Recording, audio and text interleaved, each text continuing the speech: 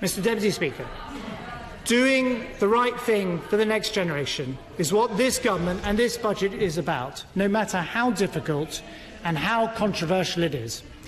Mr. Deputy Speaker, you cannot have a long-term plan for the country unless you have a long-term plan for our children's health care. And here are the facts that we know. 5-year-old children are consuming their body weight in sugar every year. Experts predict that within a generation, over half of all boys and 70% of girls could be overweight or obese. Here's another fact that we all know. Obesity drives disease. It increases the risk of cancer, diabetes and heart disease. And it costs our economy £27 billion a year. That's more than half the entire NHS pay bill.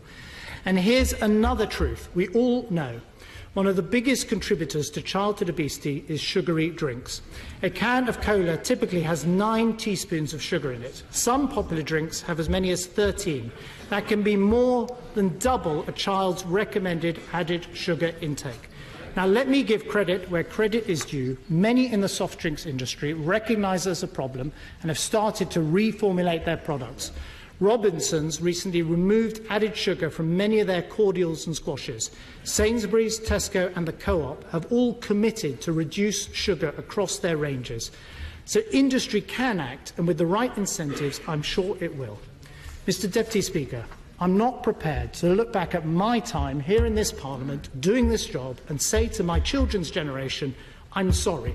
We knew there was a problem with sugary drinks. We knew it caused disease, but we ducked the difficult decisions and we did nothing.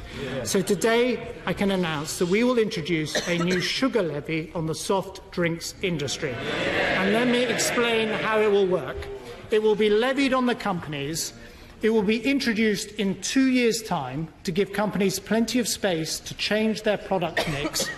It will be assessed on the volume of the sugar-sweetened drinks they produce or import. There will be 2 bands, one for total sugar content above 5 grams per 100 millilitres, a second higher band for the most sugary drinks with more than 8 grams per 100 millilitres. Pure fruit juices and milk-based drinks will be excluded and will ensure the smallest producers are kept out of scope. We will, of course, consult on implementation.